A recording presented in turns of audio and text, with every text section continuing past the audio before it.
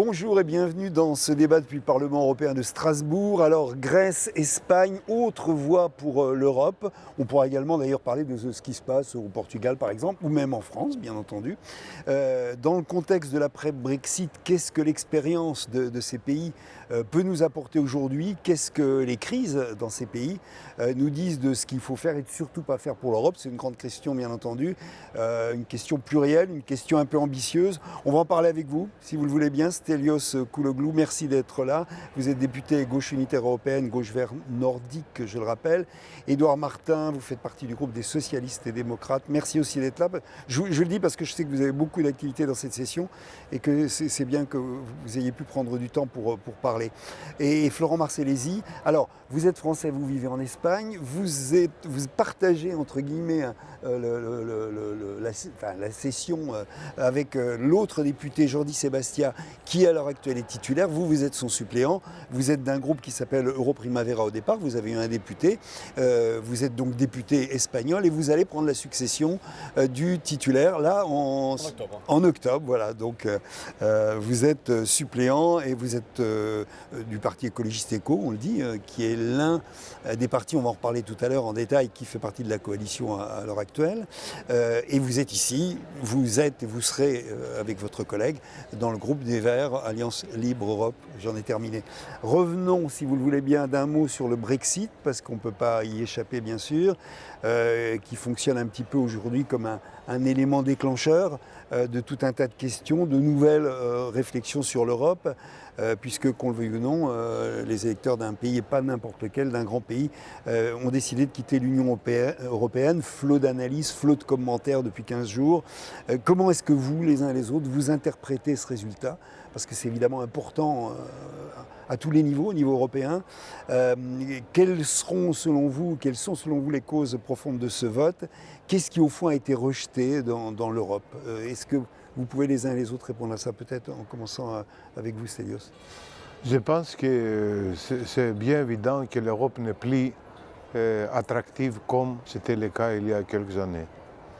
Alors, parce qu'à la fois les conditions sociales et les acquis sociaux de l'après-guerre qui ont fait l'Europe attractive sont menacés et coupés pays par pays, comme c'est le cas récemment avec la France et les lois sur le travail. Et la démocratie aussi ne fonctionne pas comme c'était évident avec les Grecs qui ont voté 2-3 fois pour changer un petit peu, modifier un petit peu la politique imposée, tout en respectant les règles, mais ils ont été punis finalement. On va parler en détail bien sûr de la situation en Grèce. Ouais. Alors, qu'est-ce qui se passe maintenant? À mon avis, c'est évident que pour les autres pays européens, notamment pour la France, et pour le gouvernement français, pour M. Hollande personnellement, je pense que le Brexit est la dernière chance de changer le paysage politique, de relancer les campagnes pour le gouvernement et les élections présidentielles. Mais je suis vraiment déçu du fait que, étonné et déçu aussi, parce que en jugeant les réactions dans le Parlement par les partis concernés, il semble que personne ne comprenne qu'est-ce qui se passe vraiment. C'est comme le bateau Titanic qui va droit vers l'iceberg. Tandis que le capitaine Schäuble, et l'équipe là danse sur le pont. Perte d'attractivité de l'Europe, Édouard Martin, qu'est-ce que vous en pensez vous aussi? Quelle interprétation vous donnez finalement de ce vote? Parce que, encore une fois, on l'a dit à plusieurs reprises, un référendum c'est un peu brutal, c'est une question, c'est oui et non la réponse, c'est un peu binaire, on ne sait pas exactement ce que les électeurs veulent dire ce qu'ils disent. On sait quelle a été la campagne, on sait quels ont été les thèmes de campagne, notamment à la fin, qui étaient quand même des thèmes de campagne qui tournaient autour des questions de xénophobie, etc., menés par l'UKIP, mais on ne sait pas non plus exactement ce que les électeurs veulent dire. Comment vous l'interprétez, ça ? Écoutez, moi je ne suis pas dans la tête des électeurs, hein, donc je ne sais pas ce qu'ils pensent, mais effectivement vous avez raison de souligner que ça a été une campagne quand même horrible, farouchement opposée, on va dire les choses, à l'immigration. Et dans beaucoup de pays européens, aujourd'hui le thème de l'immigration fait mouche à chaque fois qu'un parti nationaliste xénophobe ou extrémiste pointe l'importance de l'immigration, ça fait mouche à chaque fois. Et c'est pas vous les Grecs qui allez dire le contraire avec l'Aube dorée, nous en France avec le Front National, etc. Sur le Brexit, moi j'ai simplement envie de dire, ça a au moins le référendum a au moins le mérite de la clarification. On met un terme à 40 ans de « je t'aime moi non plus » avec la Grande-Bretagne. Alors pour des raisons peut-être qui nous échappent, effectivement, mais au moins on ne peut pas dire qu'avec la Grande-Bretagne et l'Europe, ça a été toujours une grande histoire d'amour. Hein. Donc ça, tout le monde est...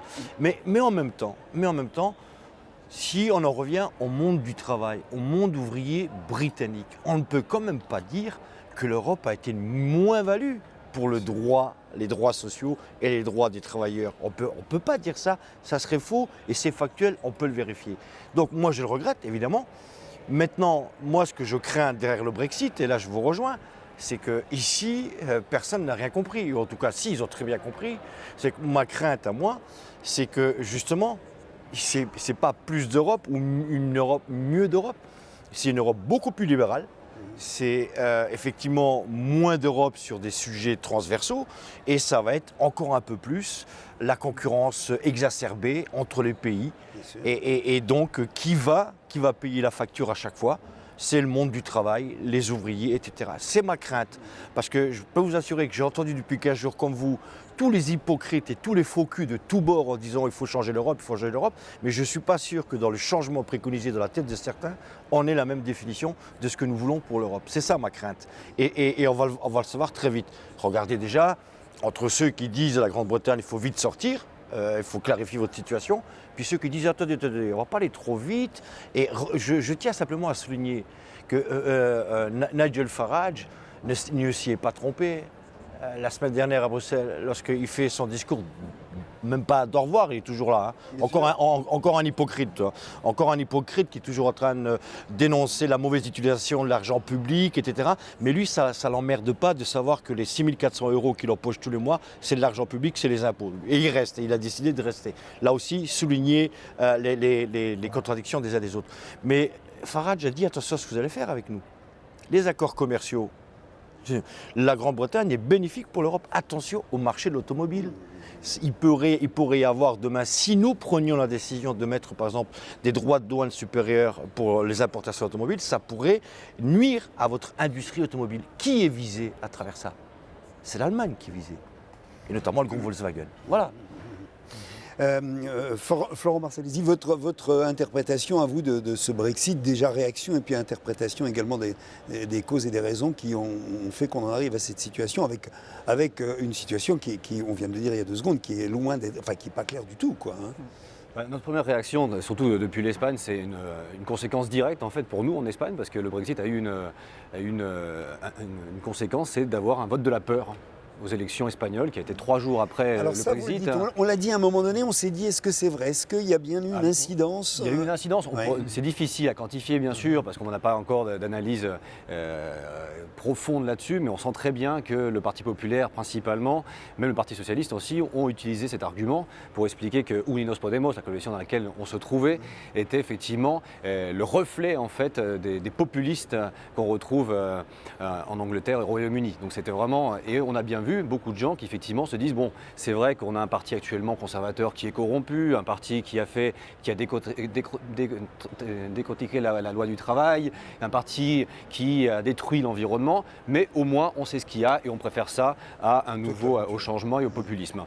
Donc on a eu effectivement un effet assez contraire du Brexit vers ça. Le deuxième effet aussi, c'est que toutes les forces en Espagne se sont bien prononcées pour dire, on rappelle, on est pour l'Union européenne, même Unidos Podemos justement, pour éviter de tomber dans ce piège de dire nous sommes les anti-européens. Non, nous ne sommes pas anti-européens, mais nous sommes contre certaines politiques de l'Europe, justement, d'austérité, qui a vraiment fait le pire de ce qu'on peut imaginer en Espagne ou en Grèce, par exemple. Parce que, effectivement, vous vous plaignez du chômage en France, mais si on regarde le chômage en Espagne, on parle de plus de 20% de chômage, une précarité, une pauvreté qui est vraiment au-delà de l'imaginable dans votre pays, par exemple.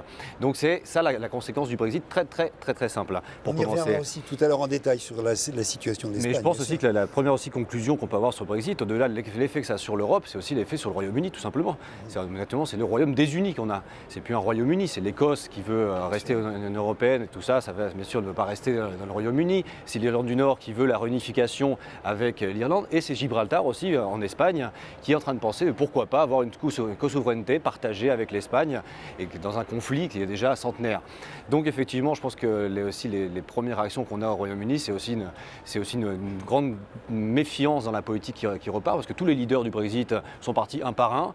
Ils ne veulent pas assumer leur victoire, qui n'est pas une victoire d'ailleurs, parce que c'est une victoire totalement pyrrhique, c'est une victoire qui ne sert à rien, parce qu'en fait, les gens ont voté non pas seulement contre l'Europe, ils ont voté contre les politiques d'austérité. Mais qui a mis en place les politiques d'austérité durant les 20 dernières années au Royaume des Unis? Clairement, ce sont les politiques de Thatcher et de ses descendants. Donc ce n'est pas forcément toujours les politiques de l'Union européenne qui ont été pointées du doigt dans ce référendum. Est-ce que vous diriez quand même que l'Union européenne, c'est elle finalement qui donne en ce moment en Europe du carburant au populisme en répondant pas finalement aux questions des gens? Est-ce que vous êtes d'accord pour dire ça? La politique économique qui est menée. Libéral, etc. Oui, par les conservateurs, comme le disait tout à l'heure. Que l'oligarchie qui gagne, l'1% qui gagne, qui devient plus riche, tandis que les 99% deviennent plus pauvres. C'est ça, les accusations qui sont grignotées, coupées. Alors, c'est comme ça, il y a un mécontentement par lequel l'extrême droite gagne. Pas en Grèce.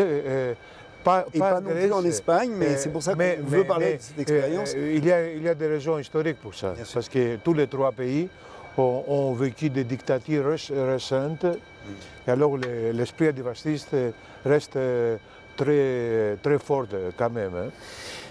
Édouard, oui, pardon. Si vous permettez, Non, bien sûr. C'est l'Europe qui donne du carburant au populisme de tous bords. Je ne suis pas complètement d'accord. Mais évidemment que l'image qui est renvoyée, c'est celle-ci. Et je ne suis pas en train de dire que l'Europe est devenue sociale tout d'un coup, ça se saurait. Mais néanmoins, moi j'insiste beaucoup pour pointer la responsabilité et l'hypocrisie des chefs de gouvernement.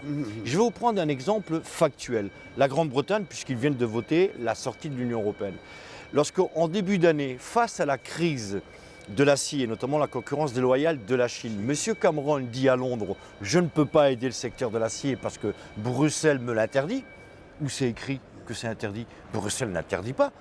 Et en même temps, on obtient une réunion d'urgence le 15 février à Bruxelles avec les ministres de l'industrie pour dire qu'il est temps de moderniser les instruments de défense commerciale, donc de mettre en place des droits de douane beaucoup plus importants pour éviter cette concurrence déloyale.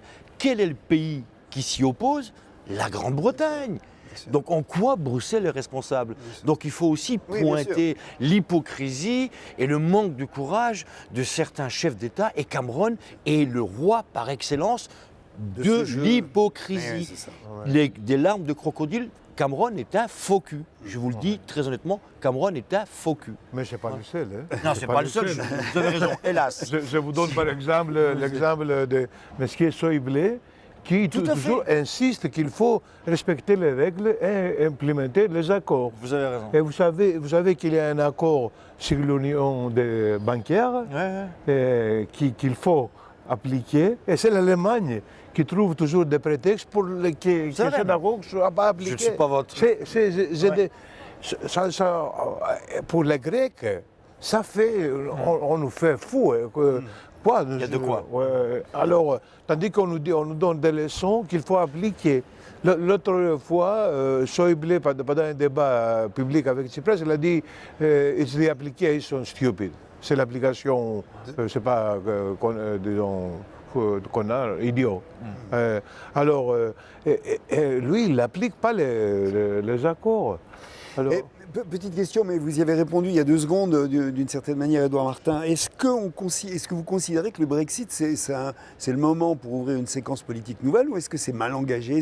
Comment vous voyez ça? Parce que ça crée quand même une certaine ambiance, j'allais dire, dans l'Europe, et y compris ici, dans ce Parlement. C'est difficile à décider de ça. Triste, c'est tendu, et on sent les uns les autres qui veulent essayer de tirer l'Europe un peu plus au service des citoyens, un peu plus une Europe politique, une Europe sociale. L'Europe sociale, ça fait 30 ans qu'on en parle, c'est comme le monstre du Loch Ness, tout le monde en parle, personne ne l'a jamais vu. Et puis il y a, je crains, la majorité qui, sous couvert de ce Brexit, c'est de dire on ne va pas assez loin dans les réformes, donc les réformes libérales. Et donc c'est un peu ce qui s'est passé en Espagne, avec effectivement le détricotage du Code du travail. C'est ce qui s'est passé dans d'autres pays, l'Allemagne, l'Angleterre, chez vous, maintenant la France. Et c'est ça ma crainte, c'est que... Et en même temps, moi j'attire l'attention des citoyens européens. Et c'est pas leur faire offense que de dire ça. Vous avez raison, on joue souvent sur les peurs. Et d'ailleurs, c'est le résultat des dernières élections européennes, le 25 mai 2014. On a aussi senti cet effet peur qui a joué. On a quand même l'Europe qu'on mérite. Attendez, tous ces gens-là, ils sont libéraux, ils sont à droite. Vous avez raison, c'est vrai. Mais qui les a élus? Personne n'a pris le pouvoir par les armes. Et moi, ce que je veux dire, parce que maintenant, il faut arrêter l'hypocrisie, il faut arrêter de faire d'être à peine élu qu'il faut déjà penser à la prochaine élection. Il faut simplement rappeler aux citoyens que lorsqu'on met un bulletin dans l'urne, ça a aussi une incidence sur la vie de tous les jours. Si la majorité a voté libéral, on ne va pas les engueuler qui mettent en place une politique libérale. Ils ont été élus pour ça. Voilà. Ça, je pense qu'il faut aussi avoir l'honnêteté intellectuelle de le dire. On reviendra sur cette question du rapport entre le social et le politique dans les pays et globalement en Europe. Peut-être on va s'arrêter quelques secondes. Vous connaissez tous la situation. On va en parler bien sûr avec vous, Stelios Kologlou, qui la connaissez mieux que nous tous. Mais peut-être aussi dire les choses concernant ce qui se passe en Grèce. C'est-à-dire que quels sont les résultats de ce qui est des mesures d'austérité qui ont été imposées par l'Europe. Le constat, c'est que la dette, pour l'instant, n'a pas diminué, que le chômage, qui avant les mesures était un chômage presque normal en Grèce, comparable à ce qu'on peut avoir dans des pays comme la France, a énormément augmenté depuis. Alexis Tsipras, dont nous parlions tout à l'heure, l'a expliqué la semaine dernière devant les parlementaires du Conseil de l'Europe. Comment vous analysez cette crise grecque depuis un an? Rien de ce qui n'a été décidé par l'Europe ne fonctionne en réalité, du point de vue même de la stricte rationalité, j'allais dire économique, et des conséquences politiques. Écoutez, la situation devient de plus en plus difficile pour les gens, parce que cette nouvelle mesure d'austérité provoque plus de la récession. Alors maintenant, on a pour tous les citoyens, y compris les travailleurs et tout ça, il faut qu'ils payent 100% des impôts pour l'année prochaine. Pas seulement pour l'année qu'ils doivent payer, mais aussi pour l'année prochaine. Ça, c'était appliqué pour les entreprises et ça commence aussi pour appliquer pour les professions libéraux, disons.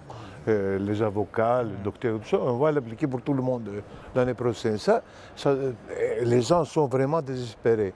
Je trouve des gens qui n'ont pas l'argent pour payer leurs taxes.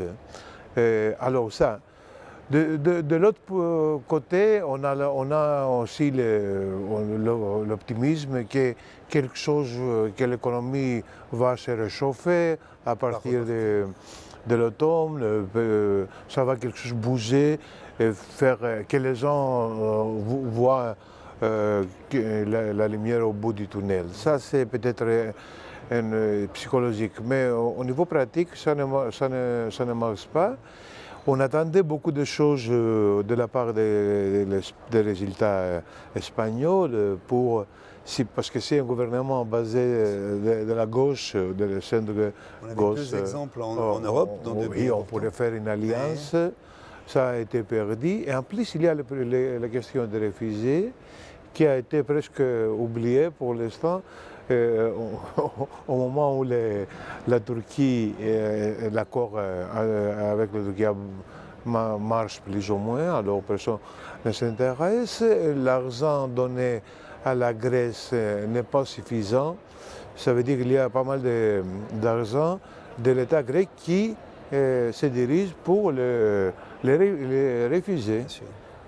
Tandis que l'aide donnée à l'Europe de la part de la communauté de l'Union européenne va aux NGO, aux ONG, mais pas au gouvernement grec. Alors c'est ça la situation, on est inquiète. Mais tu sais, ça c'est la situation plus ou moins en Grèce. En Grèce, c'est un miracle que l'aube dorée n'a pas encore profité de la crise avec les réfugiés, parce que tous les réfugiés sont bloqués en Grèce à ce moment-là.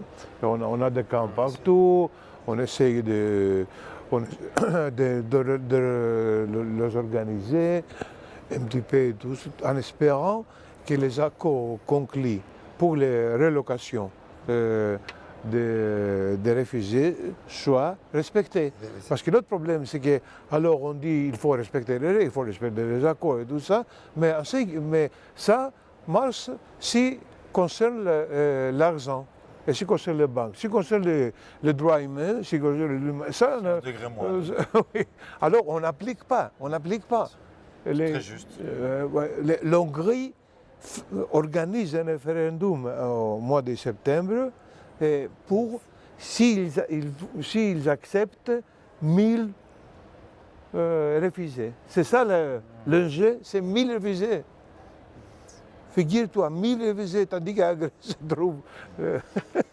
Et Édouard Martin, votre analyse, votre regard justement sur cette année de crise grecque là, par rapport à ce qu'on est en train de Je dire là, partage ce qui est dit, c'est qu'ici, il y a des traités et ils n'ont pas tous la même valeur. Vous avez raison, la Commission, le gendarme entre guillemets de la bonne application des traités est intransigeante avec la Grèce, elle ne laisse rien passer, 1 centime c'est 1 centime, vous nous devez 1 euro, vous allez rembourser 1 euro et non pas 99 centimes, mais effectivement sur les droits de l'homme, le droit, l'obligation à l'asile, bien traiter les personnes qui fuient la guerre, je rappelle, c'est des personnes qui fuient la guerre, personne ne quitte son pays par plaisir, il n'y aura, et je tiens à le dire fort, le plus fort possible, il n'y aura jamais de mur assez haut et de barbelés assez coupants pour empêcher des personnes qui fuient la misère et la guerre d'essayer de les franchir. Il faut que les menteurs, les leurs de tous bords arrêtent avec ça. Je suis issu d'une famille qui a quitté l'Espagne de Franco, l'Espagne de la misère. Et il y en aura d'autres ailleurs, hélas, 3 fois hélas. On a une double responsabilité, c'est-à-dire que, puisque souvent, les opposants à recevoir les immigrés, c'est de dire, vous comprenez, économiquement, on ne peut pas les recevoir, ça impacte notre économie. Je tiens simplement à rappeler que rien que la vente d'armes de l'Union européenne vers ces pays-là qui sont en guerre, ça représente plusieurs dizaines de milliards d'euros chaque année. Donc c'est-à-dire que la guerre en Syrie, la guerre en Irak, en Afghanistan, etc., nous rapporte des dizaines de milliards d'euros, nous donne des centaines de milliers d'emplois à nous, Européens. Et par-dessus le marché, on refuse que ces gens-là viennent se protéger. Attendez, il faut guerre dans laquelle nous sommes impliqués, les pays européens sont pareils en impliqués. plus, Donc en plus. on est directement responsable. Souvenons-nous 39-45 quand même. Bon, moi j'ai pas connu ça, mais c'est encore dans nos têtes. C'est encore, je veux dire, qu'ont fait les Français lorsqu'on subissait les bombardements allemands? Ceux qui pouvaient essayer de mettre leur famille à l'abri, ils n'ont pas hésité, et qui ne ferait pas la même chose? Et moi, la Grèce, ça me fait penser à la chose suivante, c'est qu'on a une voiture qui est quasiment sur la réserve, et la Commission européenne lui agrandit encore le temps de voyage avec moins d'essence. Donc à un moment donné, tout le monde sait que la Grèce finira par tomber en panne. La seule inquiétude, mais elle est importante et vous avez raison, c'est la panne, elle va donner naissance à quoi? C'est ça notre inquiétude, elle va donner naissance à quoi? Si c'est une révolution des œillets pacifique, etc., pour changer le monde à travers un bulletin d'Orient, j'ai envie de dire tant mieux. Mais si c'est pire que ça, je pense que l'Europe n'a pas tiré les leçons de son passé récent.